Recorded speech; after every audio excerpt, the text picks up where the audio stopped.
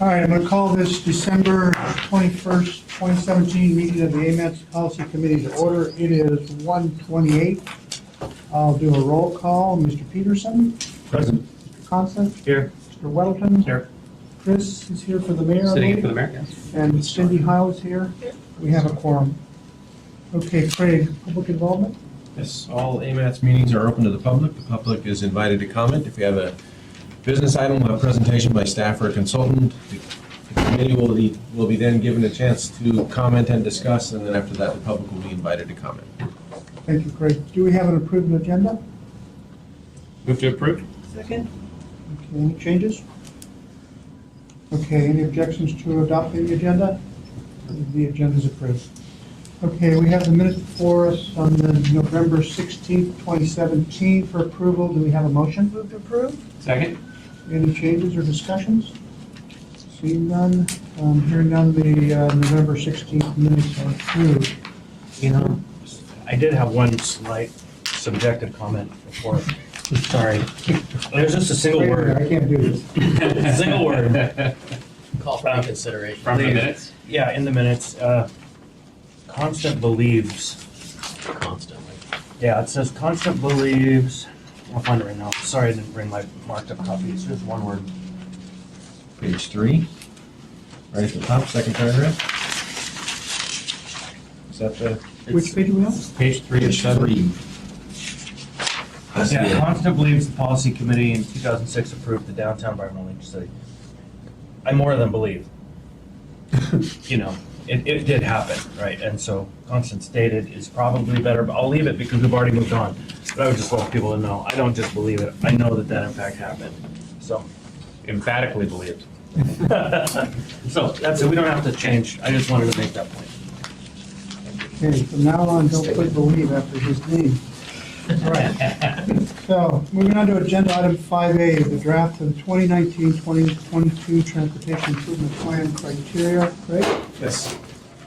So these are the criteria that we are going to, the plan is to use these to rank and score projects that we have before us, and we'll use to help create the next TIP.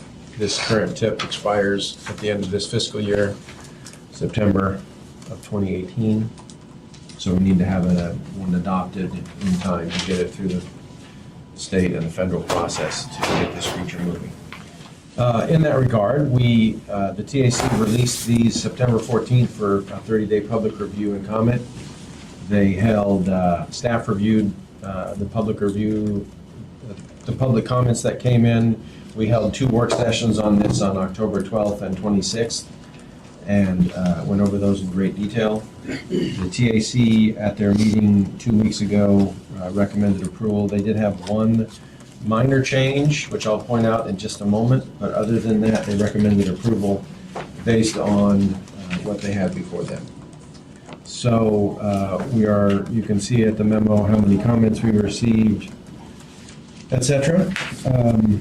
And what we're trying to do is move forward with this and start the process today of soliciting the call for nominations so we can begin this process. When we rank and score projects, what we do is we have the call for nominations. We take those projects that we get in, along with all of the projects that are in the current TIP that do not have an approved environmental document, which is a relatively small number. And then we take all of the projects that are in the current MTP, along with the bike plan projects and the ped plan projects. We take all of those together, so it's easily over 100, 150 projects probably, and rank and score those based on the criteria that we have. And then we come up with a listing of projects that can fit in the amount of funds we have, taking out the ones that are grandfathered already. So if a project has an approved environmental document and it's in the TIP, we don't rank and score it, it stays in the TIP and we finish it. Obviously, we've already put money towards it. We don't want to have to pay that back by not doing the project. So those projects are in the TIP. We look at money we have left over, and the highest ranked projects get slid into the TIP. We present that to the committees and ask that for a public review. And then after that, we do the conformity determination to make sure that we're not doing projects that are gonna bust our budget, the conformity budget. And then we present it to you for approval. And we have about a 1 month lag from the time we approve it here for the state and federal process to occur. We need to have this approved by the feds before the end of September so we can hit the ground running October 1st without a conformity lapse. That's kind of the quick version of what we have to go through. October, you mean next year? October of 2018, yes. Yeah, so that would, October 1st, 2018 is the start of the federal fiscal year of 2019. So the only thing I wanted to point out regarding the criteria that was changed at the TAC, besides what we had already changed and presented to them, there was a criteria in the CMAQ category, and CMAQ again is congestion mitigation and air quality. So those projects typically are planning. We have plans that are in there a lot, and we have a lot of stuff ready to transit in there. But one of the criteria that we had was a criteria called displacement. I'm trying to find it here. Displacement. So degree of displacement, number of businesses or residences affected, and it went from none, low to moderate to high. And it was a challenging thing to try and determine, what might or might not be displaced. It's not a federal requirement that we have that criteria in there, and the recommendation at the TAC was to remove that criteria since it would be pretty challenging and possibly subjective to utilize. So the TAC recommended that one changed based on, besides what had already been changed based on the comments that we had received. So there it is before you today. And we're asking again for approval today so that staff can start the call for nominations. Just a So one question on- question here, Sorry. just one question. So how many times, this has been presented to us twice? We have had it before you as an info item on September 28th. And I think I mentioned it one other time briefly, but I didn't have the actual document before you. And then we had 2 work sessions, which both the policy committee and the technical committee were invited to. The CAC was, the Citizen Advisory Committee was invited to that as well. Thanks, Pete. John? Just on how will we go through,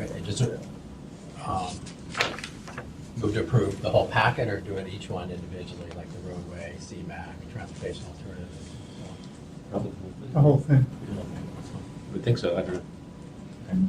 Unless, are you expressing a preference, or are you asking which way we We've done it both ways in the past.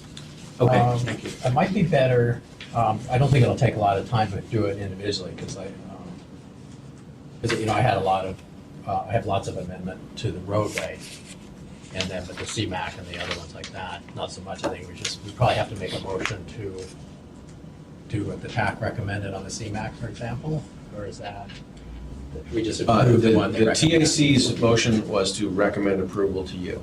So they don't approve it. It's up to you guys to approve. So they're recommending that it be approved. So were we to make a motion to approve the CMAQ ranking, would we include removing number 13? Yeah, I would replacement suggest that as you're part going of to make the recommendation with the TAC's recommended changes. Yeah. Everything else, the other criteria, they did not make any changes to them. Go ahead, Cindy. This is a question.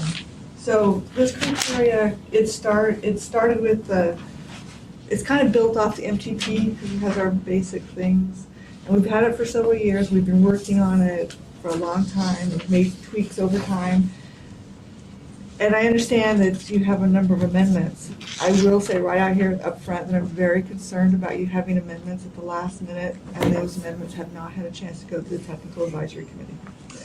So there are impacts on how these things work together and how different projects, and there's ramifications to them. And if it's not really vetted, I think it's doing a disservice to how critical this criteria is and how it fits in everything. Mr. Yeah, Chair, definitely. I just would add, this strikes back to the very important question and process by which members of this body are involved and engaged in the earlier stages of these questions, because if a matter only comes before us really in a concluded format and we're just asked to adopt, then we're ministerial and not really worthy and worth our time. And so it certainly, I understand your point, and I also think that we have to be cognizant of ensuring that the policy committee has an opportunity for engaging with these questions. So I guess we've had since September. Yep. The public and us were given these in September, so this is not, to characterize this as, this is the only time we've seen these and we got to either approve them or not, is not really the reality here. What I'm concerned about is 10 o'clock this morning, these were sent. I saw them at 11:30. I've been in meetings all day. I haven't even had a chance to look at them. And so to me, it's really late in the game. There's a lot of, my staff's got a lot of concerns about these, but I don't even understand them. I haven't had a chance to look at them yet. So I'd like to talk about what the process needs to be here, because I believe these were sent out to the public for comments. If we're going to make substantial changes, I believe they need to go back out to the public again. I believe they need to go back to the TAC. This kind of throws the whole thing into a bit of disorder here on a fairly tight timeline, I believe. It's a concern. Just to clarify, I didn't mean to imply that this process was not right. What I was saying is it's underscores the importance of that whole conversation we've been having Sure. about getting it in front in such a way that there is an opportunity for meaningful input before the last time. Right. Right? It wasn't. No, that's exactly right. I just don't see any comments from any of us in this spreadsheet. So that was one of the opportunities to do that, but anyway. I guess for you or for Craig, Mr. Chairman, so given the desire for going through the proper policies to, as well as public comment period, what does that do to the timeline that Craig just went over with the looming deadline of September 30th, 2018? Should the group decide to pursue, discussing and proposing amendments that do go back to the TAC and through public review? I'm not familiar enough with the public review timelines. Is that a 30-day timeline? What does this do to the schedule, Craig? You have the schedule before you. This is the schedule which we originally adopted to show when we would get elected. It says 2019, 2022 tip schedule. Thank you. So if you look at this one, it'll show recommend approval of the criteria by the policy committee at their August 24th meeting. So clearly we are several months behind that already. And, there are a lot of reasons for that, but it is the situation we were in now. So instead of August 24th, we're basically almost looking at December 24th. The timeline really does not have any fluff in it. So there's not a lot of wiggle room in here. The only, there just isn't a lot of room in there for getting approval. The ramifications of a delay past an approval that is in time to meet the federal fiscal year is that if you do not have an approved tip in place, and you're in a conformity lapse. And that conformity lapse means that you cannot start any new phases of projects. So for example, if you have a right-of-way phase. Are we in a lapse or a grace period? Well, the grace period is for the MTP, not for the tip. Tips have grace periods too. Unless that's changed, it was not that way before. Don't they have a? You have to ask for a grace period, it's not an automatic. Yeah. So if you have completed the design and you're ready to start the right-of-way phase October 1, you have to wait until you get an approved tip, whether it's 1 month, 2 months, 6 months, 8 months. Until that occurs, you can't start that phase. And as you know, we have that one construction season that starts sometime in late spring, early summer. If you're waiting on that right-of-way phase, you could potentially delay things a year or so. We have not had this situation occur. We've always had our tips approved on time since I've been here. So I think Craig, a few because years we've before. done the original criteria out for 30-day public and this would be like, it's potentially a supplemental. I wouldn't think we necessarily need the entire 30 days. It's just the 1 week announcements before the TAC, the 1 week announcement for the next PC. You could get it done in 2 weeks. Well, the language that's in the public involvement plan, it talks about, and I think it got added there because of federal regulations, talks about if you substantially change it, you have to put it out for another 30-day public review. So, I guess you can make the determination if it's a substantial change, but part of the proposal here is deleting 2 criteria. One of them the ITS one and one of them the Yeah, that would be a functional substantial class. change. Seems a pretty substantial change to me. Got another question for Craig, if you don't mind. So looking at, thank you for the schedule, I didn't see it on the bottom of my pile here. Looking at the schedule at the very bottom then, if the final sort of action or step in this is June 28 approval by the policy committee, that leads me to believe then that there must be some sort of federal period for review. So in other words, even though the fiscal year ends on September 30th, 2018, they probably need at least 30 days to review an application. Right.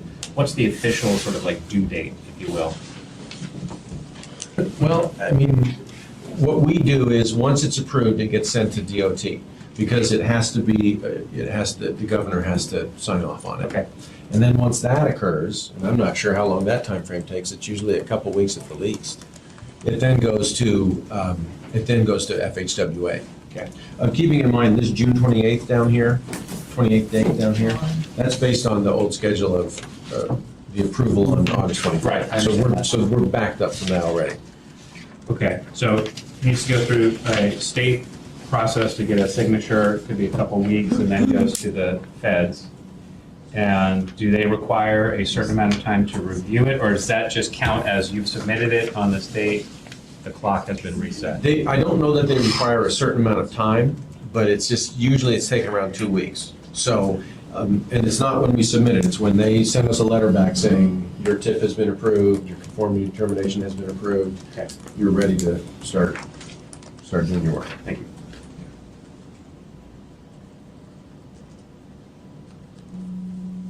John? So, well, thank you. I think we've had somewhat discussion, but there's nothing here that should be news to anybody, because I've said it probably every meeting and every conversation that I think the scoring criteria was a little bit out of whack.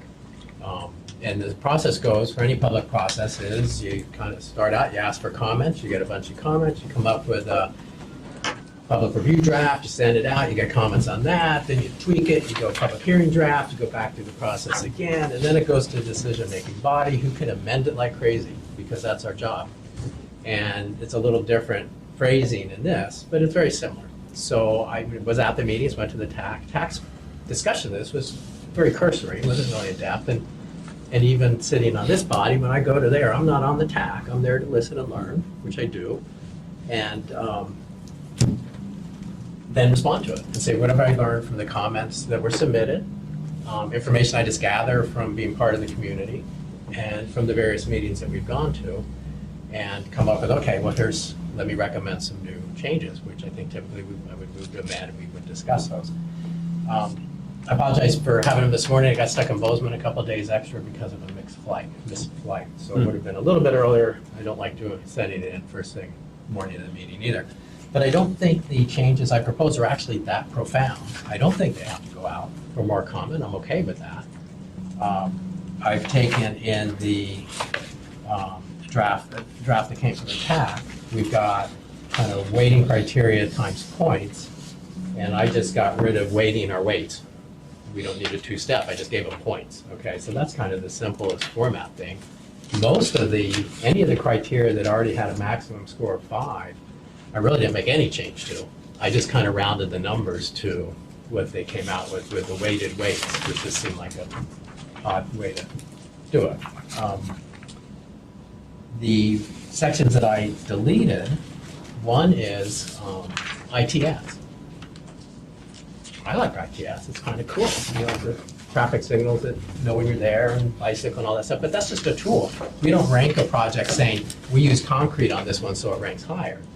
We use technology so it ranks higher. Why would you do that? So it just didn't make sense as a weighting criteria to give a project more weight because we use technology with it. So deleted that one, so we can discuss it, but it just doesn't seem to make sense.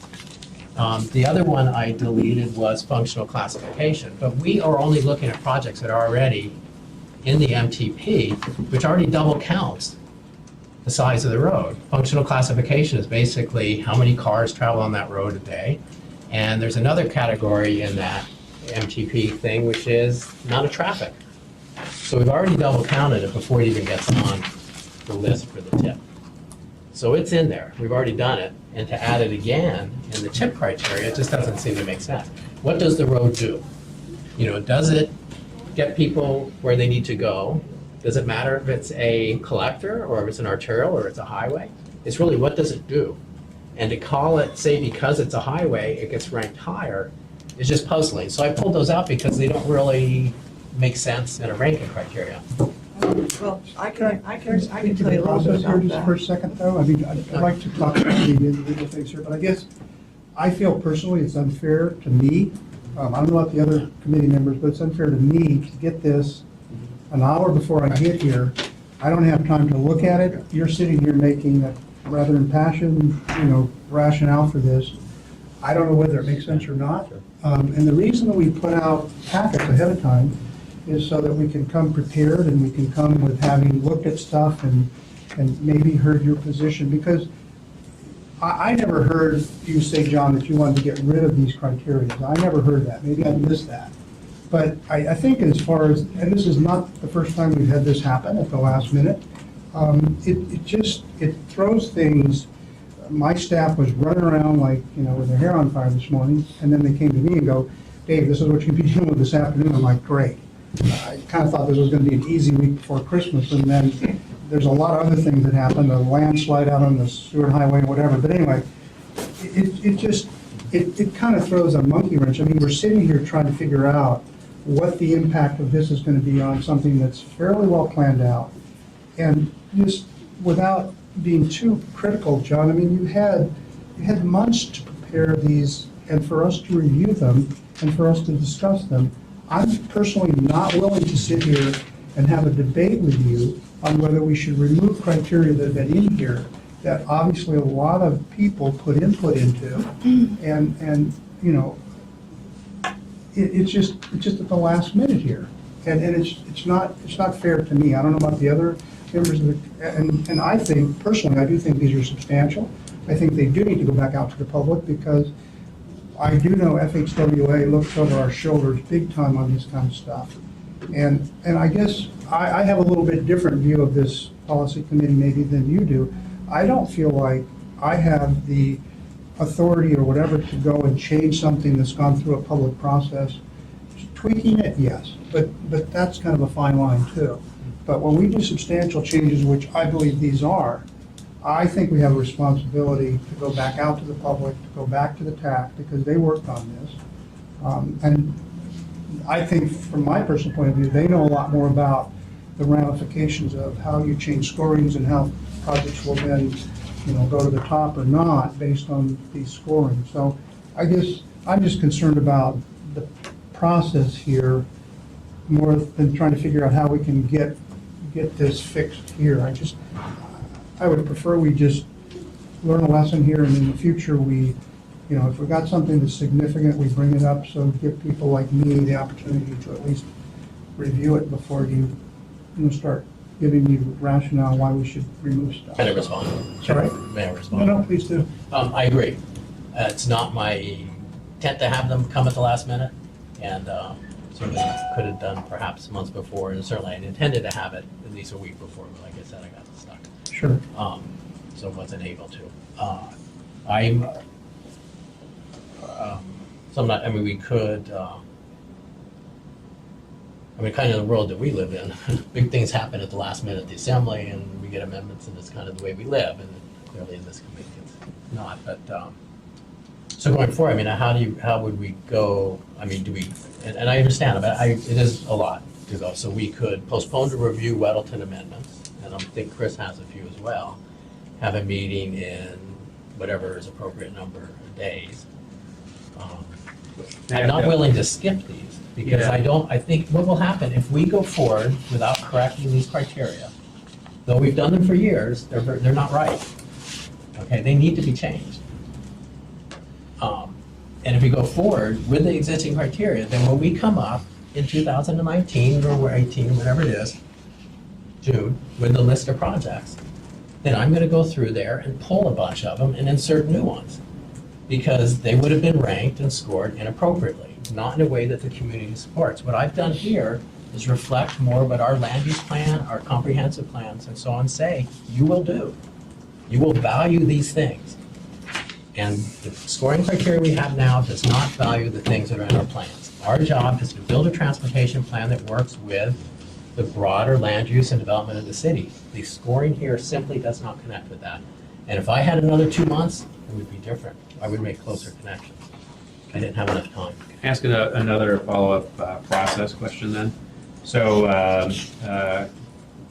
given the concerns about process and the interest in making changes, what does the process forward look like? Because it doesn't follow Craig's easy-to-follow diagram here.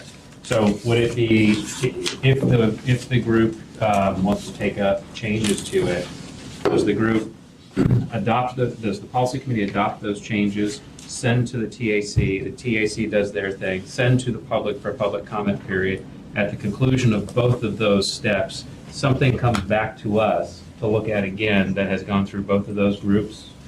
It depends on how, depends on how you do this. You could either take the amendment and say, or you could table the business item, send it back to the TAC with the amendments. They review them. They put out a new recommendation that goes out for public comment. Then it comes back to us after it's completed. Is that a And you motion? could, I'm just talking about the options, you could, that'd probably be the best way to do it. If you made that motion, I would support that. I have amendments, I think Mr. Conson had some as well, that could be included on going back to the TA. Because what you do is you would be instructing the TAC to review this, to look at this, to set it up, do exactly what you want them to do. Right. They would look at it. I would suggest that they, at that meeting, they make the decisions and put that, what they reviewed out for public comment, and then at the end of the public comment, it just could come right from the TAC to the policy. I mean, you could probably shorten some of that stuff up to get it through as quicker than possible. It'll take you 2 months to do this. So that if I'm understanding your timeline correctly, the TAC review process is one timeline that at the end of it is when the public comment It could period go starts. either way, but I would suggest. You can do them concurrently.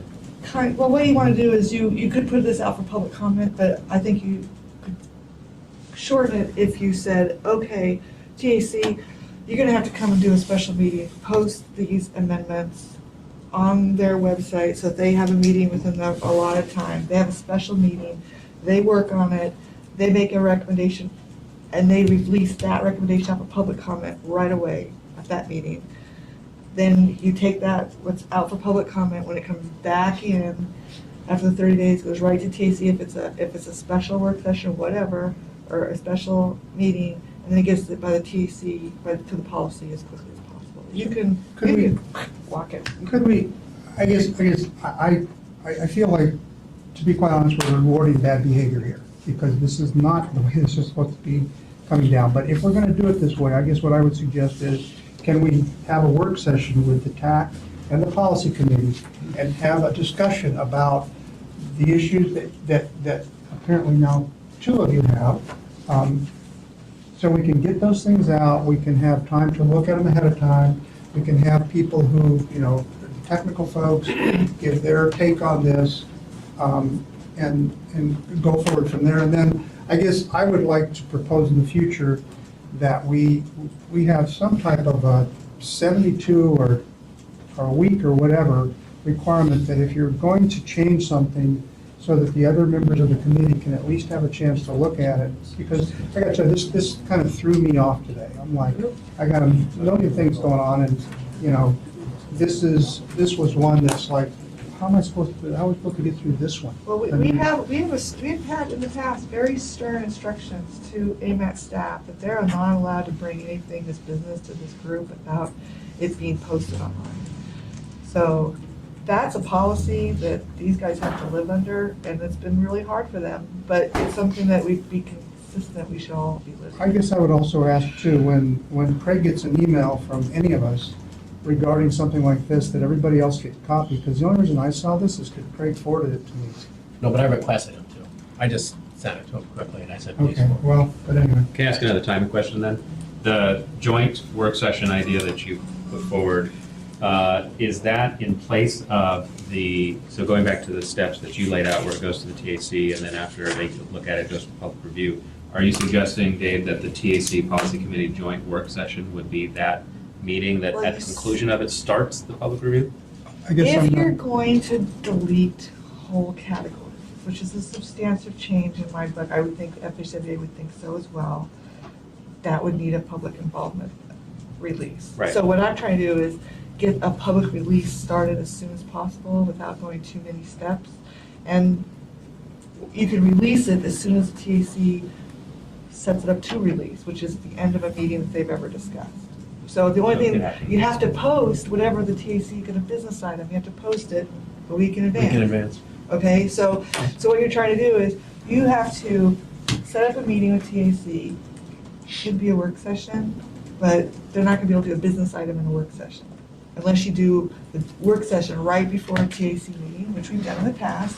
So you have a work session, or after the work session, the TAC would go into session. They could finalize and release for public comment right there. That starts your 30 days. You could do that within a week, okay? A week and 2 days, or however long it takes you to get a meeting up with enough quorum during the holiday season. Then as soon as that public comment period is closed, you could have another work session immediately follow the TAC. They could do it, and 1 week later, you could have a special meeting of the policy committee, and you could get this thing done quickly.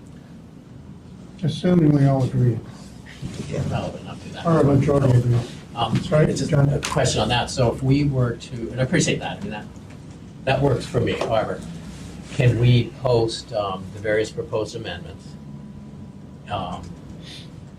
You say a week before the TAC is Right, that's typically, what you. but have the public comment period start there, because what will be addressed at the TAC is the amendments. Mhm. So we could start the 30 days at that same time, instead of waiting for the TAC, because If they have, you could probably do it that way.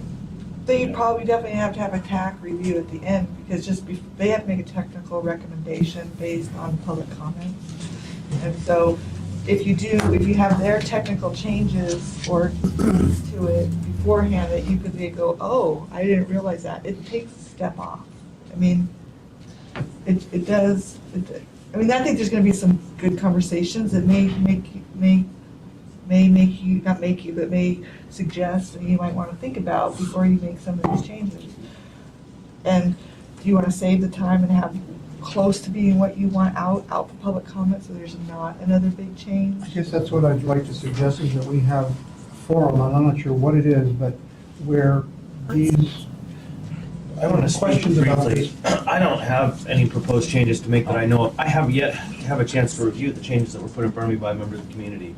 And so, I don't know that I have changes. So, just so everybody's Okay. clear. I may or may not, but I haven't even had a chance to review them. So I wouldn't be leaping forward without having contemplated them already, so. So Chris is even further behind now. Yes, but I mean, I don't even know. I haven't had a chance really to read these things, so. I've read John's, but, yeah. So can I ask a question then? please. So I'm still working on the steps the policy committee and the TC have to go through, looking at this schedule, being cognizant of where we are late in the game. And so I guess my question is for John. If we went through all of these steps, this timeline that's been laid out, which sounds very workable, joint work session, public involvement, another work session, and then straight into a policy committee meeting to approve whatever comes out of that. We go through all that, and we're right back where we started. That somehow through the public involvement and the TAC, we don't change a thing. And we get here again. Then what? Call for a vote and see where she lands. Okay. See, I think it's okay, I mean, if some of these changes are really big, go through and the TAC may not disagree, or the policy I mean, the public disagrees, and you come up, and then you say, and you convince this group as a policy that these need to be changed, then I think it's fair game. But I think what makes it difficult is when you have big changes that haven't really been vetted. And that's all, because we're at a policy level, are not experts in some of the stuff that's transportation, and has serious consequences depending on what happens. And the last thing you want to do, I mean, I remember sitting on the other side, and people at the policy are starting to make decisions. I'm jumping up and down, going, I think you need a break, I think you need a break, and getting called back in there, going, what are you talking about? And going, if you make these changes, we have to start all over again because of conformity. And they went, oh, drop back in here. And they went, okay, they didn't make the changes. People aren't happy, but there's technical consequences that really need to be looked at, and not necessarily particularly on this case, but we have to set a precedence in this group on what the process is so we don't run into this again. And if it really comes into, delays on stuff, then you start requesting early a grace period from FHWA, and we go into October. I mean, that's happened, and we've gone into grace periods before. Just a quick follow-up then. I think that I heard something that's very discreet in what you just made a comment on that may be different from what you said or how I understood what you said. And that is that it is the job of this body to make those kinds of policy decisions. Even though it might not seem like it because there's all the technical and all of the public review before, but what your point is, and it's well made, is that that is true if all of those materials have been previously run through the process, and then you make that decision. So I think there's a slight difference there, and I think it's an important difference.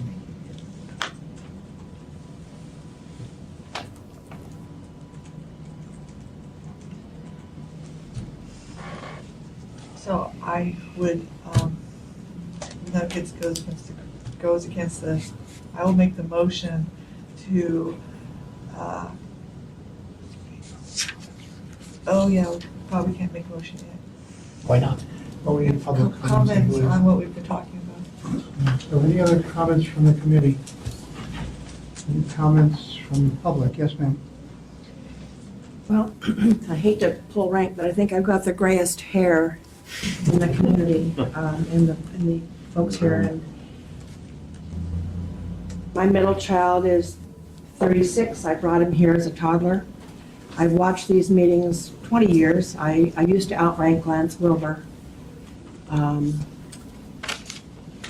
I've never before heard that the policy committee can't set policy. And that's what I've heard here today. I've heard that their job here is to rubber stamp the work that we understand is cursory, frankly. It's done by staff internally, and then it's a cursory view at TAC. I've attended my share of TAC meetings. I've never seen serious consideration of community policy and goals. So I'm deeply disappointed that we're having this discussion today. It's shocking that this committee may have given up that level of control. I hate to, I don't even know what year it was. I've watched the policy committee upend transportation programs, upend policies. And to be told today that that's not the job of this policy to set policy, I'll sit down now. Thank you. That's Cheryl Richardson. Can you say your name?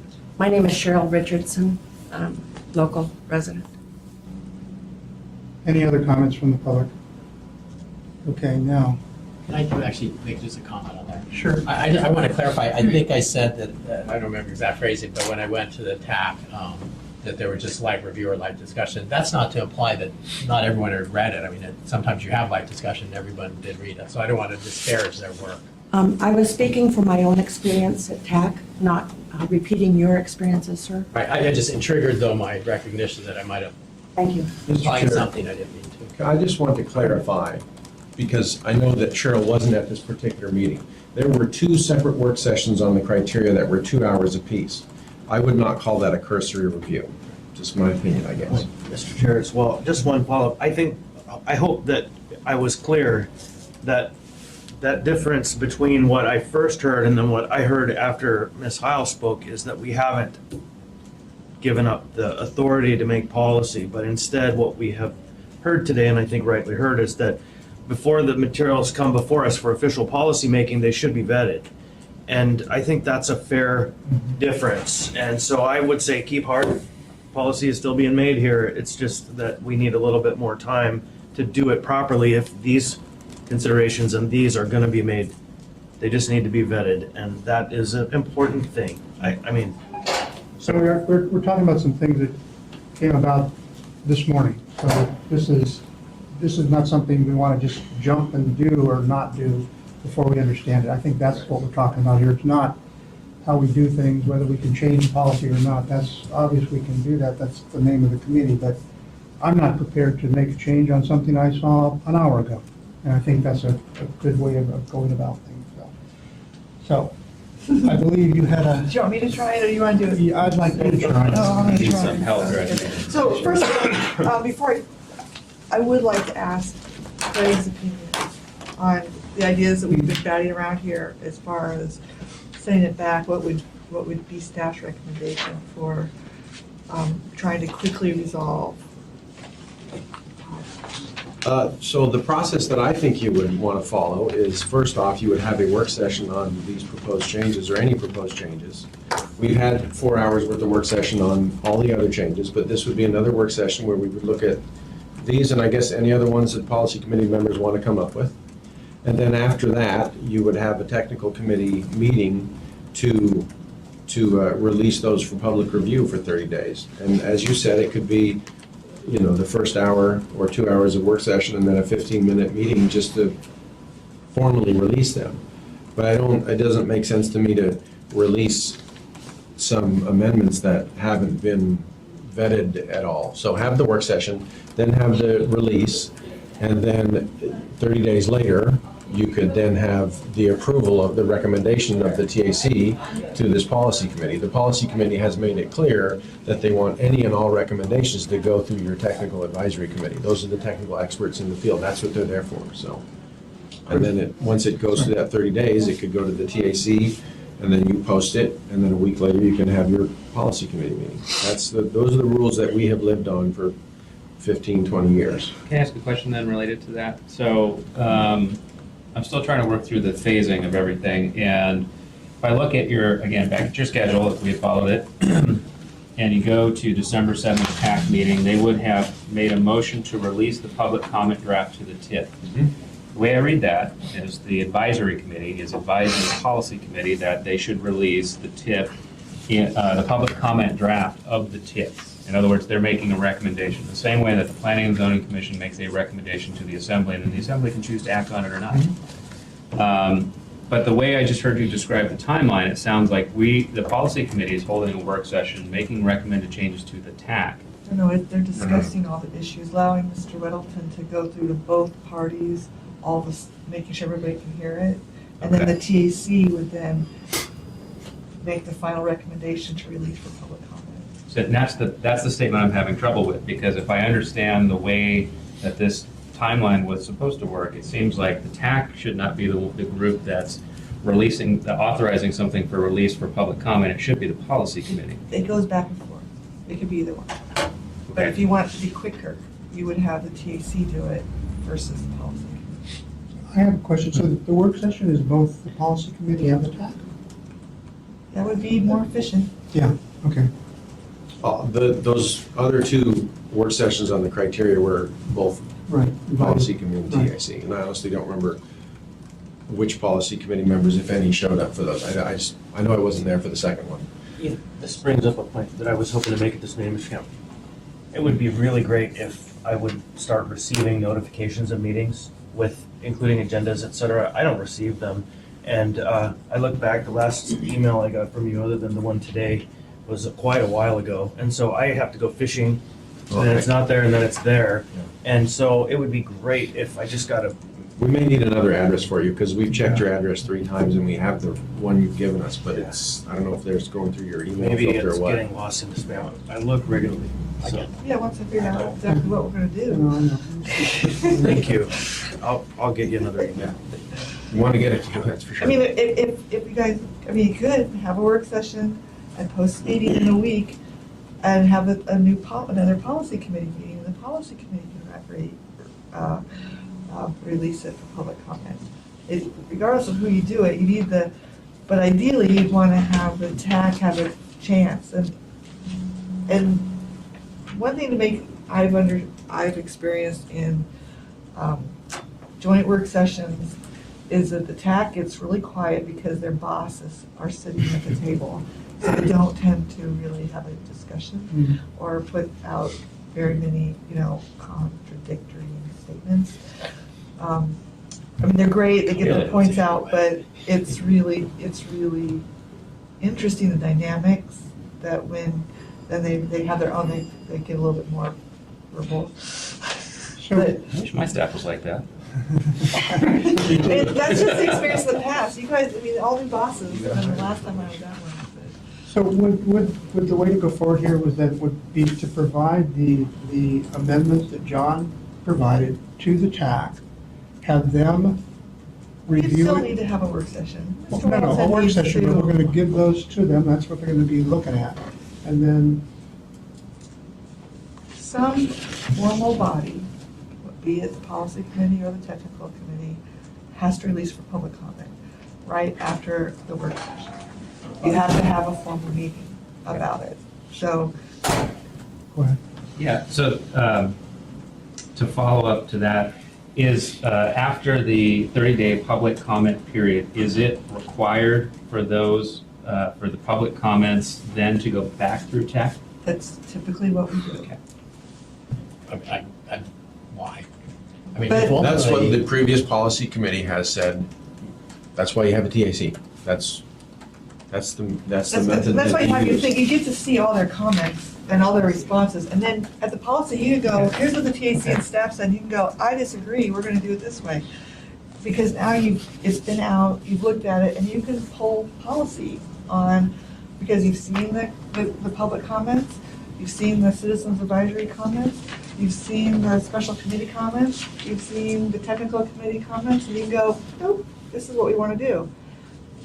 And I've seen the policy committee do that. So, but what you're seeing is, you're having an informed decision on your policy that you've seen the committee, the publics, you've seen your advisories, the citizens advisories, you've seen your technical committee comments, you have staff recommendations, and then you make your decision. Any policy, and you can make it, at that point in time, policy is policy at that point, but you're an informed policy decision. Well, it I sounds almost hear- awful redundant. Yeah, to me. I almost hear the opposite. It sounds like, I'm sorry. And that's just what Yeah. they've been doing. I mean, that's what we've been doing. The experience I've had when we haven't done that is it's come to the policy committee and the policy committee has asked, what did the technical committee think about it?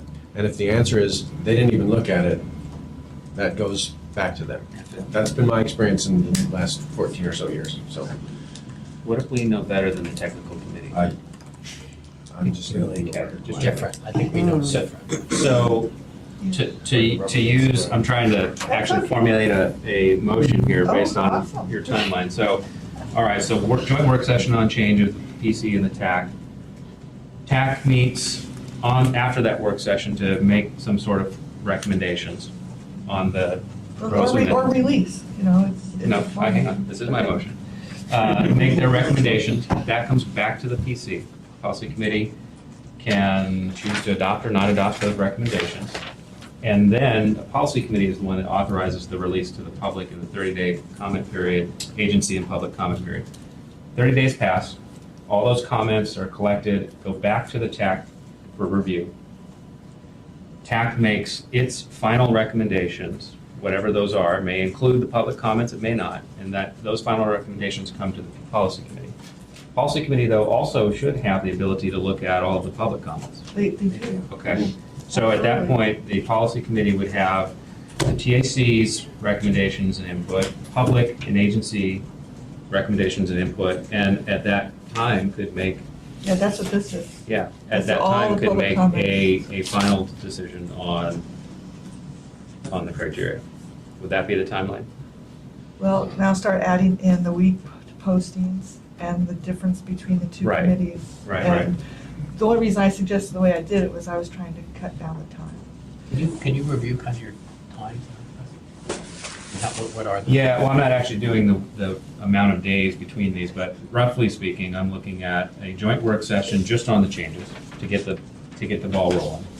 From that joint work session, the TAC meets to review those proposed changes and make their own set of recommendations. And just, could that be work session and meeting? Yeah, As and long it does as you- can as long occur. As long as you advertise 7 days in advance with all the material, and it's a business item. Okay.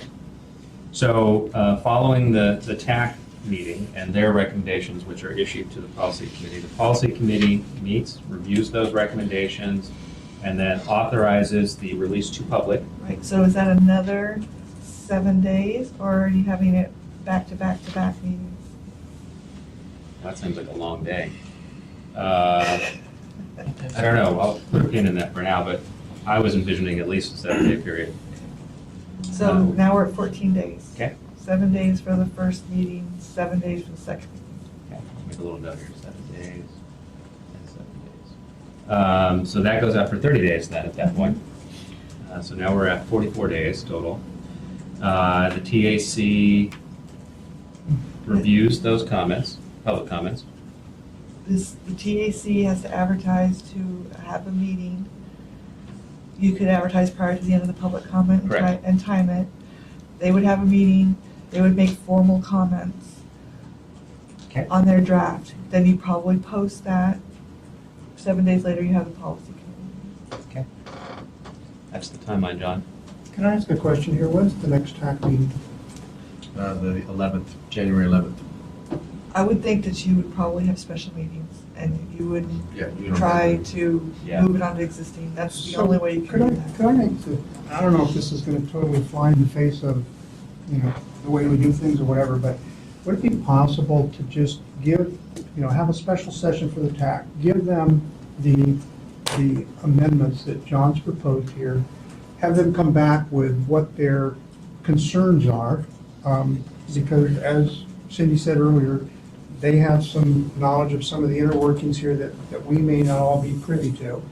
Have them come back to us, and maybe that will change some minds here on whether we should or shouldn't do something.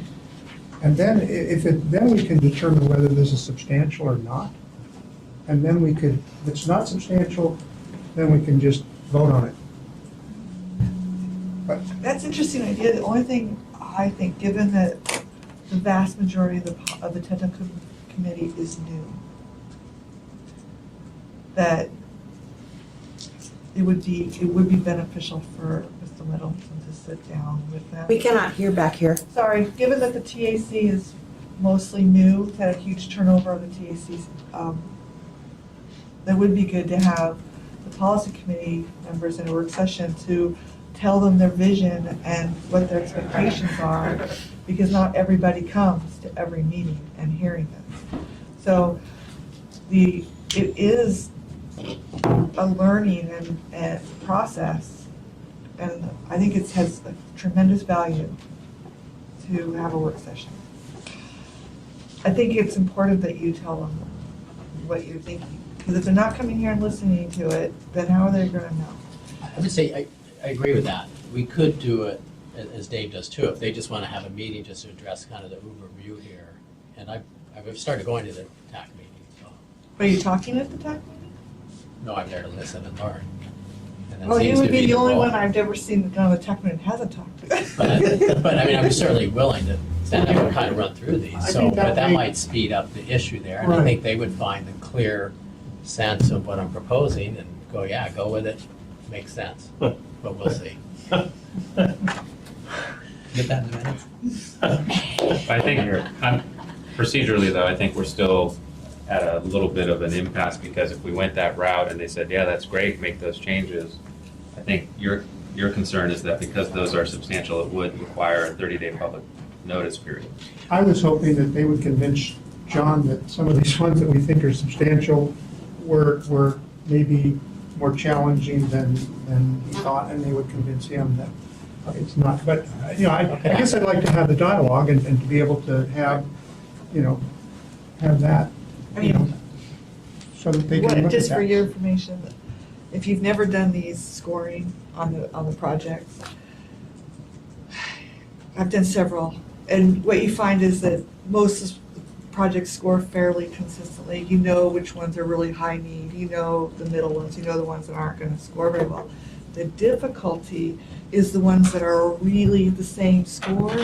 You have to have criteria that give you just one little more bump than the other to differentiate.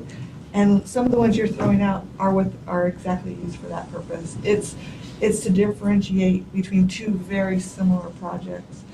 And so one of the things to look at is if you have two projects, big road projects, how do you differentiate between the two? You have two CMAQ projects, you want to give something a little bit different, okay, ITS, that's a little different. That gives you just something else that you can justify that's objective, that differentiates two similar projects. So that's just one. So then I would say there's a third path, and that third path is where we engage in both of these processes simultaneously, asking for the TAC to make a preliminary review that might short circuit the need to move forward on the other process, but we don't wait to engage the other process because the time is ticking. Right, and so we may consider starting the clock on the first more thorough process, allowing for a secondary alternative that would be, well, wait a minute, this is crazy, John, what are you talking about? And John says, oh my God, I was crazy. Then we can just move I didn't forward. say that. John would Okay, never just so say we're- that. I know, but I'm just trying to characterize it, so then we can kind of work in parallel and Yeah. not delay the whole process, leave flexibility in the first, but also not be delaying on the second, because there's another element that we need here, it's probably the least complex part of it, but the most important is updated this calendar with proposed timeline, actual timeline, and then deadline to goal, so that we can see the shrinking time and the importance of meeting deadlines and as we're going forward on key milestones. So, anyhow. Yes, sir. So just a follow-up comment on that. I'm really nervous about not agreeing to a timeline in advance should the process go through the lengthy steps we just outlined as a precaution. I mean, maybe if it goes to the TAC and the TAC convinces John of the errors of his ways and it's a non-issue, but what if they don't and we're not ready? That's my concern. So I did some real quick, thank goodness for the iPhone, calendaring of the 5 steps that we just walked through. And I probably got it wrong, but I'm going to throw it out here anyway. 7 days, generously giving 7 days to notice the joint work session on the changes for John to walk through changes with the policy committee and the TAC. We could do that on January 4th. These all fall on Thursdays, by the way. So that happens on January 4th. Concurrently, right after that, the January 4th TAC meeting that you talked about, where they, after the presentation happens, then they review and make their recommendations, and that goes out. 7 days after that, so those recommendations come back to the policy committee. 7 days after that, which would be January 11. January 11, the policy committee meets, reviews the recommendations from TAC, and makes our decision on what actually gets released to the public. That public release happens at that meeting. Now, at that point, if it's not substantial, you could approve the Good to know. the thing. So after the discussion, it could be that the decision is that while important, maybe to take away some of the criteria, it's not worth drawing the line in the sand. Okay. And they could go, okay, let's just approve the criteria as tweaked through the TAC. There's been 2 public comment periods, 2 public meetings at that point, and maybe we could do it by January 11th. Okay, so if the changes that come to the policy committee by that time are not substantial, it could be done at January 11. Let's imagine they're not. And then release for 30-day public comment. Would start on that same day? Yep. Okay, which puts us It's a at, business item, so either approving it or you're releasing it. okay, Sorry, is January 11th the PC meets as well?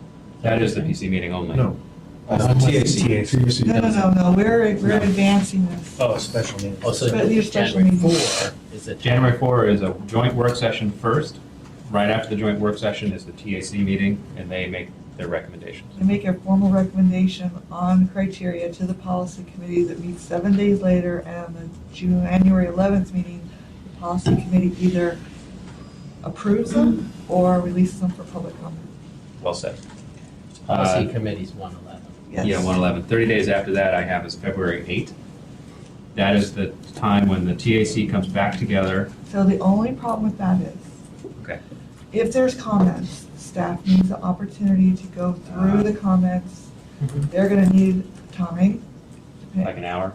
20 minutes. 20 minutes, okay. And February is my birthday too, so. So that's where the safety is, that, you have to have the Okay, opportunity, all if right. you go out for public comment, due diligence is you have to develop one of these response sheets, so that you have the reviewer comments, you have the Yep. staff recommendation, then the TAC adds to that. That's fine. I can adjust this. We'll just jump off of the Thursdays. So instead of February 8th, we'll do February 12th. It's after Dave's birthday. He'll be older and wiser. And that puts us back on track. So February 12th would be when the TAC receives the final comments from the public. They meet, they discuss, and they issue recommendations again back to the policy committee. Policy committee meets 7 days after that date, which would be February 19th, for discussion and final adoption, based on the TAC's comments and the public comments. Yes. Is that a reasonable timeline? Well, not reasonable. Is that a, can that I think timeline work? that checks all the Practical. boxes. It checks the Would you have boxes. We just need to get a quorum. Yeah, Yeah, you're that's- just looking at the criteria. You also have to realize we have to develop the tip, and it has to go through the assembly approval. So the 628 of the policy committee approval, you're already 2 to 3 months behind. So add 2 to 3 months to that, and you are in September. And you still have to get. I mean, the reality is, there's no way to get it adopted in time if we do this delay. But we can ask for a grace period, which we don't like to do because it just shows up in a certification review that you had to do a grace period and you fell on your face again. So we really try not to do that, but adding this amount of time it just can't happen, which is fine. You're the policy committee, you get to decide that. That's not my decision, but my only concern about the timing that Mr. Schutte has laid out, that's great, but I still have to get 6 people for a quorum. So it may not be that exact date, it may be a day or two later, just saying. But it's just the guidelines. Yeah, it's just the guideline. I'm sorry, I want to make sure you all understand what a grace period is. A grace period basically means you only use the currently adopted tip, and that ends in 2018. So Yeah. after 2018, there are no more projects in the tip. So you essentially are not doing anything until you get your next tip approved. And for those of us who deal with large-scale projects, like for example, O'Malley Phase 2, which is a $26 million project, 2 months can delay up to a year or more, depending on what happens. So please just think about that as you're kind of going through this, is that this has large-scale ramifications on To projects. these actions. So, and I would just say that I think I, for myself, am very clear now on the time constraints as we move forward, and I do welcome a calendar that is updated and gives us really firm benchmarks, because I think you'll see less of these moments, because we're all now having this frank conversation about we need to get this done in time, early in advance, so that the wheels don't slow down. And you really have to have special meetings, you have to start squeezing things. I mean, everybody here, everybody at the TAC, once a month on the Thursday may not necessarily be, the fourth Thursday may not be what happens. You may have 2 meetings a month, you may have 3 meetings a month. And as more of these quickly happen, failure to look at stuff when it's released the first time and getting comments in has consequences. So the workload on everybody's plate is just going to get more. So I'm just telling you, we've done it, we've done it. I remember meeting 4 times in 1 month on a TAC, constantly trying to get, and these are formal meetings. So in order to try to get, and we might be able to catch up some of the time, but it will be very difficult. I guess just another comment on that. This schedule is off by a couple of months, but this is on the agenda. This has been released, so I don't think we can weigh this on if this we didn't know how critical this was. This was something that's been put out there. There was an opportunity to comment. It wasn't commented on. Now we're contorting ourselves to try to fix that. So I would suggest in the future, the idea is get your comments in early and give everybody else an opportunity to look at them before we put them out there. That's, to me, the lesson we learned here. So I don't think we can lay this on the schedule. No, I would say, clearly, I wasn't intending to point to staff and say your calendar screwed us up. You know, that wasn't what I was saying, and I apologize if that's what came across. More so what I'm saying is that while I understand everyone, staff and teams of people are working on this, the workload that we have is equally voluminous, sometimes even more. And so we do the best we can with the resources that we have.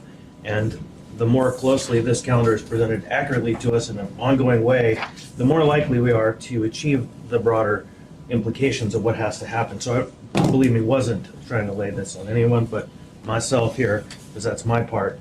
And No, it's fine. and your changes are pretty bad and good, whatever they are, but They're bad. significant. Bad in terms of timelines, you know, probably good in terms of achieving the goals that the community is trying to move towards. So anyhow, I do apologize. I didn't intend No, to no, put no, it to no, staff. it's all good. Can I ask a follow-up then? So, thank you for expressing your concern, and Aaron, thanks for the additional detail, helping put a lot of this in context. Something that you mentioned earlier when I went through my hypothetical timeline that gave Dave a heart attack. If the changes are not substantial, they do not have to go back out. So I too have I've had a chance to at least glance at some of John's changes, but I haven't spent any time with them. If the group were to spend time with them and say changes 1, 3, 7, 9, and 13 are substantial, but everything else is not, and the proposer would have the opportunity to withdraw those that get flagged as substantial, would that then be a possibility that the non-substantial changes are moved forward? I guess I'd like to respond to that. I think the TAC needs to have the opportunity to respond. That's why what I would suggest, as a shortcut here, I think you're right. We probably need to plan for the long haul if we're gonna go forward with this. But I guess the short term would be get these to the TAC right away, let them look at them, and let them provide with us with, if they think this is a big deal or not a big deal. And however whatever forum that occurs in, I'm not sure if it's a work session or just sending it out to them going, here, take a look at this, tell us what you think. Or sit down I think with. the first 2 meetings do that. I think that what that does is you send it the 4th, you propose a thing, the technical committee, we have a work session, we have a technical advisory committee, we have it put out, we moved it from today to January 11th. We either can approve it at that point or we can put it out for public comment. Right there, we have within our grasp, in the next 2 weeks, it could be done. And this 2 weeks is not ideal, but we might be able to squeeze up those two at that time.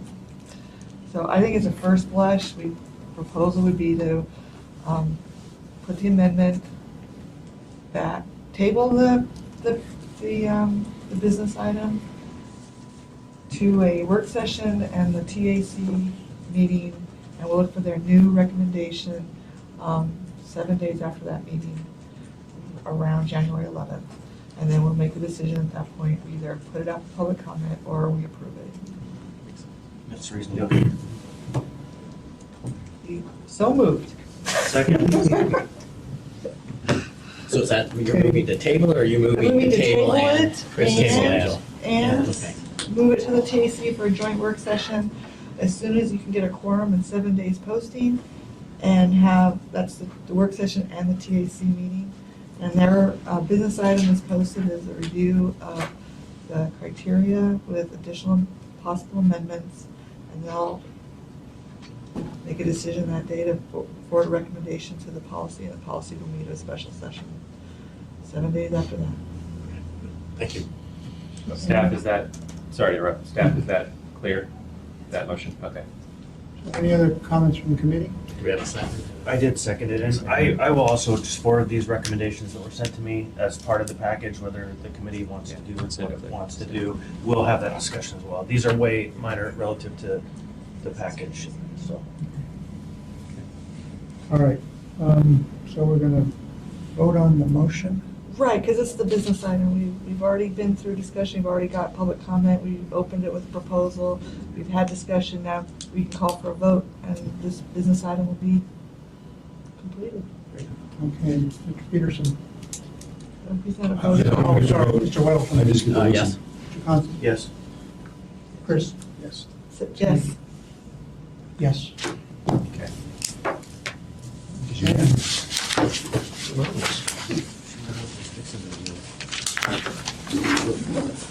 All right. Sir, if I could,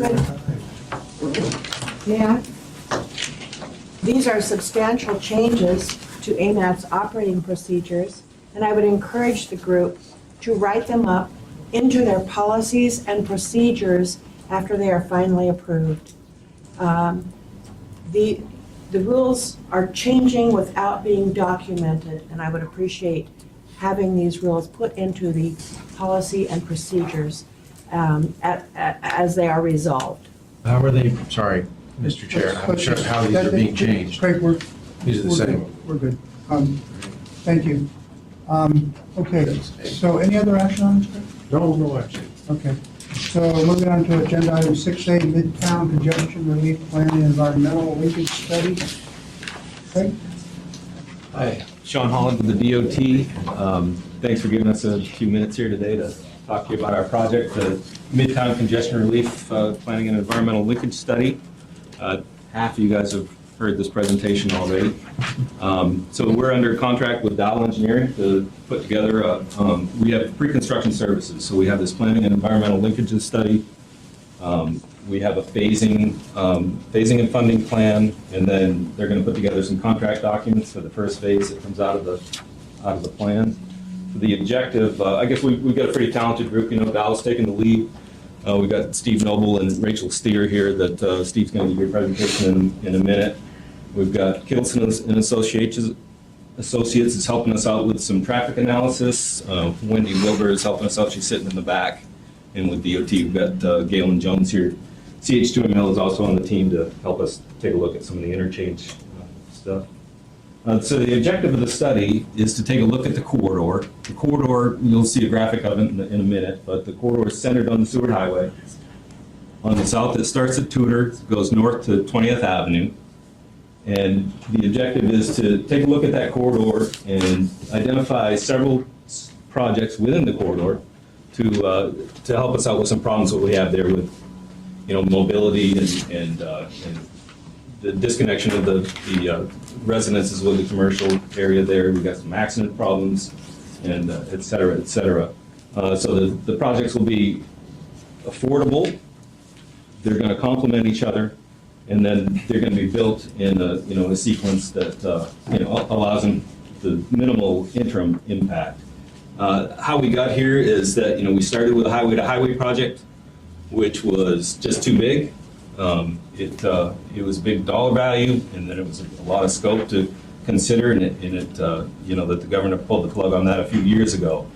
Our reaction to that was to take a smaller look. We went down to the Seward Highway 36 intersection, came up with a concept there, but because our view was so myopic, it created some problems in the rest of the system that functioned, but they were unacceptable to some of the public, especially the residents that live along that corridor. So the idea behind this study is to take a look at a right size. If we open that up a little bit, we can identify which projects, which improvements we should make first, so that we can eliminate or reduce some of the impacts of not having the other projects built at that time, and then they can also complement each other. For instance, if we look at Seward and 36, we had a challenge that we couldn't provide northbound access, but if we look at that whole corridor, there's some other things that we can do that will either be able to provide some access or take pressure off from other areas in the system that would have caused. So our challenge is to get something done. So we need to take a little bit of a different look at this, a different approach than we had the last two times. And we're thinking that we're still working on our vision, but I think it's more of a community-based project than the other two. I think we need to work with land use and see if we can just do something to help the communities there buy into the project. So the reason we're here today is to let you know that we're getting kicked off, and then we're also trying to get some, some support. We aren't going to be able to build something without some widespread support, and we want, the AMATS to be behind what we're doing. So any recommendations on how we can get you there would be appreciated. And I'm going to turn it over to Steve Noble to give you a presentation on the process. Thank you. Appreciate the opportunity to be here.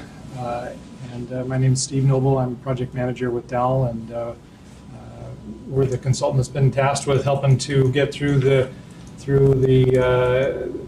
really to help this project shepherd it from start to finish. And so we're excited to be working with Galen and Sean, and it's pretty well covered this slide and the main issues here. And I'm going to kind of lead into how the work that's been done in the past leads us to where we want to be moving in the future, and that is that new approach that Sean was talking about, and the effort on this project to really right-size both the upfront planning and environmental tasks on the project so that we have better answers for the public when those questions come up about how does this project fit into the overall vision for Midtown,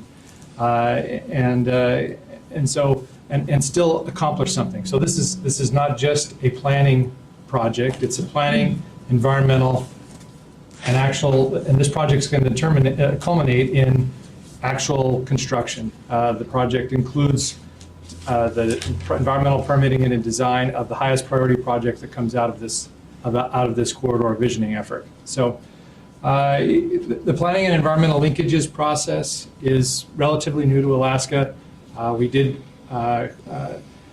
The state did tackle a similar type planning and environmental linkages study up in Fairbanks for the Steese and the Richardson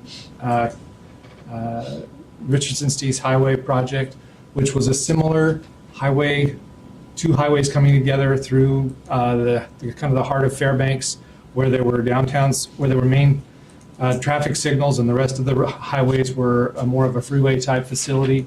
And so that project led to a similar effort where we wanted to get a vision for the highway, and then determine what are the projects that need to be prioritized to get us to that end result. And the planning and environmental linkages process is an effort to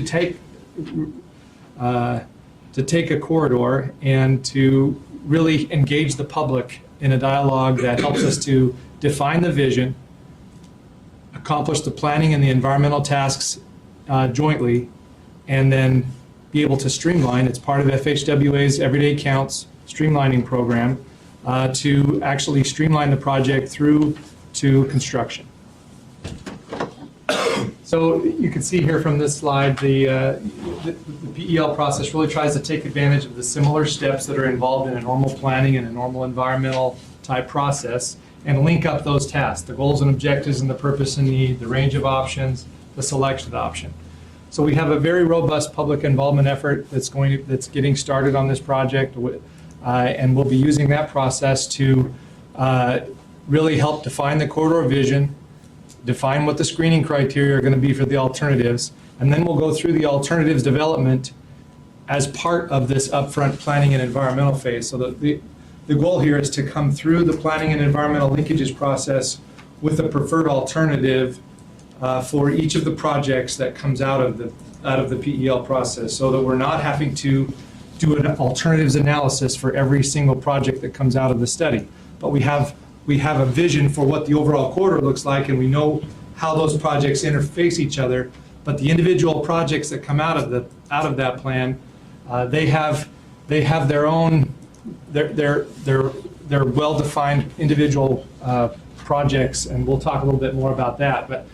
But the goal here is that we take advantage of as much of this upfront planning and environmental phase as possible, and then streamline the development of the projects. So some of the goals that we've heard, and we've been out to the community councils. We're going out to all of the community councils immediately adjacent to the corridor. I think there's 8 or 9 of them. We've been to about 2/3 of them so far. And we're gearing up for our main open house, which, first open house, which is kicking off at the end of January. These are some of the issues that we've heard from the public so far, was that, this concept of the Seward Highway being a barrier for mobility across Midtown, the multimodal issues that exist along the highway for both north-south as well as east-west traffic for the cross streets, the desire to improve safety for all users, and to make sure that we develop projects that are aligned with the city and state plans, we avoid and minimize the impacts to the extent that we can, and that we make sure that we define projects and develop a plan that is actually fundable and constructible and not something else that's just going to sit on the shelf. And so the goal here, as I mentioned, is to develop this shared vision, and that's what you're going to hear a lot about over the next few months as we're kicking off the public outreach, is looking at Midtown. What is our vision as a community for Midtown Anchorage, and how does the traffic and the multimodal traffic users in the Midtown area, how do we want to shape that transportation network so that we can achieve that vision? Then we will use that vision to then identify individual projects that will help us to achieve that vision. We get concurrence on that from the public and the agencies. Each of those projects has independent purpose and need. These are logical termini and independent utility. These are definitions that are required by, they're part of the NEPA process. They're specific language to the NEPA process that helps us define what a project is. And if projects have logical termini, independent utility, and an independent purpose and need, then they can be standalone projects. And we don't have to do a mega environmental process for the whole Midtown corridor, but instead we have individual projects that we can move through the process individually. Hey, Steve, do you Yes. mind if we interrupt for questions before you go? Please. So to that last point, can those only occur though within the mobility study area? And for example, if it's an individual project that meets the criteria and it's an east-west project, for example, and a portion of it would exceed the mobility study area, does that impact? Well, our mobility study goes all the way out to Lake Otis and all the way to C Street and from 20th to Tudor. So I would say that if it's something outside of that window, then we certainly, it would be interesting to see what that might be, but certainly if there was something that was affecting mobility in Midtown that was related to, maybe there was another facility that needed to be upgraded, if that's what you're kind of thinking. Yeah, those things can be considered. Really, there's nothing, we're going into this with a clean slate. Okay. These prior projects, the H2H and the 36th Avenue projects that occurred prior, we have all that data and all that information, and it's available for our use, but we're coming into this with a clean slate, and I'm going out to the public and saying, we know these other things occurred, but we want to hear from you on what's important to you as a community, and these other projects can help to inform us on what are some of the possibilities for alternatives, but they aren't necessarily going to be alternatives that are considered in this project. But yeah, so I would say we got a pretty open, clean slate right now, but we do envision that the projects will be somewhere in that dotted line that's on that one graph, yeah. So we generated this PEL outline, and this is probably tough to read from as far away as you are, but the main thing is that we've got a process and a kind of a pictograph here that helps the public see how the PEL process will move through the process. And the main point here is that we are at the very beginning of the timeline. We're just getting started. So we're still defining the existing conditions and the issues. We're engaging the public. And, this is the kind of project that as a project manager and civil engineer that I really thrive on, because we're genuinely going out to the public and gaining and having a real engagement with the public on this process. It's not one where we kind of have an idea what we want to do and we're just going out to get their comments on it. We're going out there and really trying to establish a vision for Midtown Anchorage. It's an exciting project to be a part of. It's exciting to go out to the public and talk to them about what are the possibilities in Midtown for improving congestion and the multimodal issues, because we all know that there's a lot of things that need to be solved in the Midtown area. We're getting close to the end here. I have 10 slides and we're on number 8 here. So the Midtown PEL process, we just wanted to make sure that everybody understands that we know that this is more than just a planning study, and we're working towards actual improvements. And so we've worked as a team to define, okay, what do we think success is going to be on this project? And pending the availability of funding, which is always a big factor, this is how we are kind of envisioning our success on this project. Is that 3 years from now, we're envisioning that we have a finished plan and that we have broadly accepted community engagement on the project, and that the first project's in the design phase. And then in 5 years from now, we want to have that first project under construction. And that we still have a broadly accepted plan, and additional projects have been prioritized into the Transportation Improvement Program, and that ultimately within 10 years that we have fully implemented the projects that will come out of this community engagement effort. On a more specific case here, you can see we've got 2017 to 19 is our PEL study. It's really about 18 to 20 months from now is when we've got a finished document. So then in 2019 and 20, we'll be moving through the design and right-of-way acquisition and environmental activities for the highest priority project that comes out of this, and then moving into construction in 2020 and 2021. Again, this is pending the availability of funding right now. The only projects that are in the STIP is the 36th Avenue interchange and the Midtown Congestion Relief Project that we're talking about now, and both of those are being modified in the new STIP. They're not actually included. Aaron. I think they're actually not included in the new STIP, and that will reprioritize the projects that come out of this plan will be added to the STIP once that information becomes available. So from a next steps perspective, we're currently working on the data collection, public agency involvement. You can see here we've been actively out in the community. We've been to, like I said, 2/3 of the community councils. We've been to the technical, and we're here today with the policy committee. We are planning to have an active agency and stakeholder meeting process and an open house in January.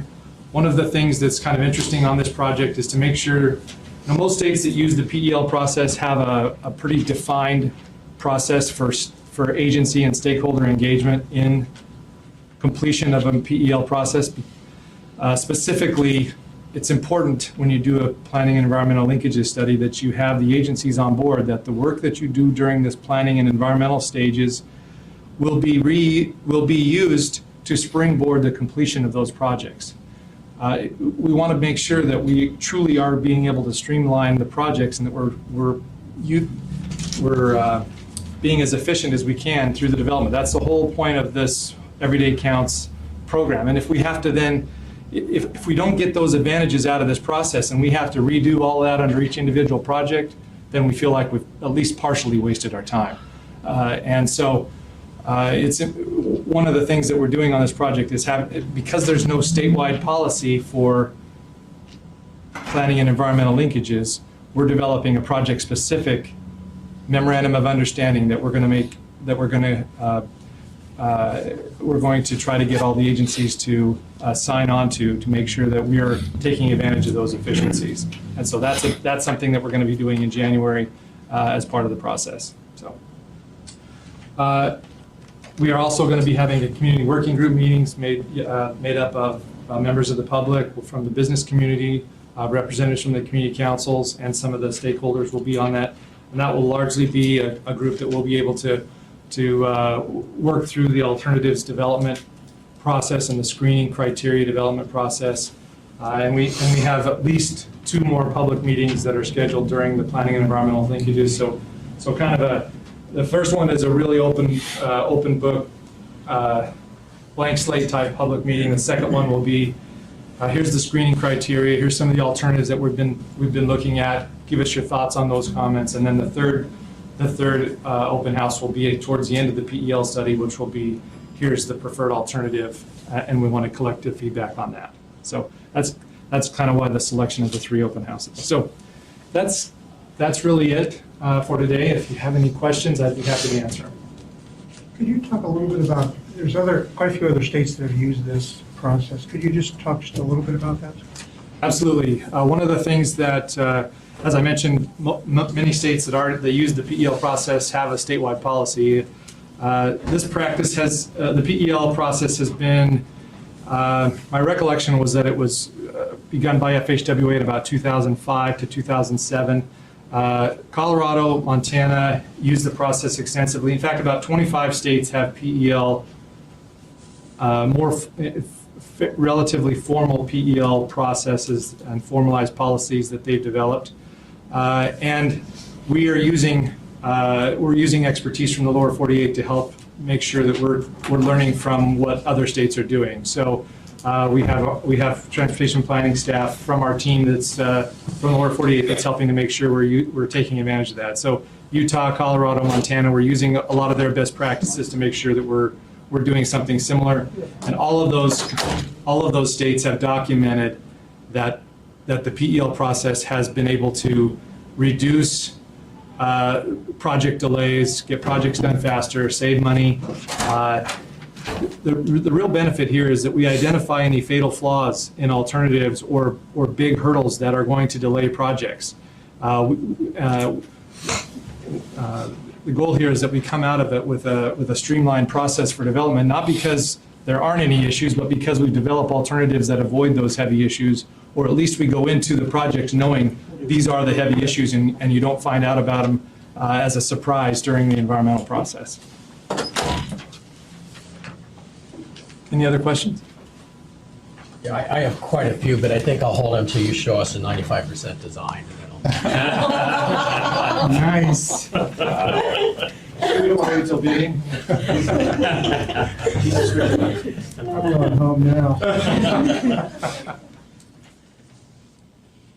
All right, thank you very much. I've seen this. I'm sorry, I do have a comment that I want to put on the record that I also saw the presentation and, you know, you heard my comment at the very beginning of the meeting about the minutes and what I believe happened here and what I know happened here, that there's a downtown environmental linkages study, and I think that these 2 projects will dovetail really well, and that the results of this process, the early parts of it, will provide some streamlining for the downtown process that we hope to see begin within about 18 months. And so I just want to make sure people see that and hear that often and early. So thank you. Any other questions? Questions from the public? Yes, ma'am. I hear Christopher, I'm sorry I missed your opening comments. My name is Cheryl Richardson, and I'm sorry I missed your opening comments. What I didn't see in your presentation was reference to the Anchorage Comprehensive Plan and its goals, and also the land uses along the corridor. What I saw were mobility for automobiles. So I'm unfamiliar with this process. I was over at Fairview when a lady presented there, and it was very introductory. And so I remain concerned that AMATS is still not taking into account overarching community goals and in our transportation planning as well. So I'll stop there. Thank you. I just would point you back to page 5, or I guess slide 5. One of the goals of this whole process is alignment with city and state planning documents. So I saw that. Your point I did is, see that. I think, incorporated and well taken. Yeah, I guess the other point I would try to make is we're specifically choosing the word mobility, and maybe mobility means different things to different people, but all the traffic counts we're doing are with video cameras. They're collecting pedestrian, bicyclists, cars. We're doing a transit analysis. We're doing an evaluation of the land use all along the corridor, and how this project. It's a very comprehensive process, and the whole point of looking at mobility is to try specifically not to focus on just cars, because we realize that that's often a criticism that DOT just wants to move cars. That's not this project. We are we're tasked with looking at all forms of mobility through the Midtown area. Any other comments from the public? Thank you very much. Okay, agenda item 6B, project update 2040 MTP. So, Mr. Chair, this is just on as an informational item. We don't have anything new to report right now. We're continuing apace. We finished with the charrette and are gathering the information that we got from that to help it inform the draft. So we're continuing work. Thank you, Craig. Okay, any other comments from the committee? Merry Christmas. Merry Christmas. And thank you, everybody, for your patience with my work here. Any comments from the public? Okay, thank you for your participation. The meeting is adjourned at 3:04.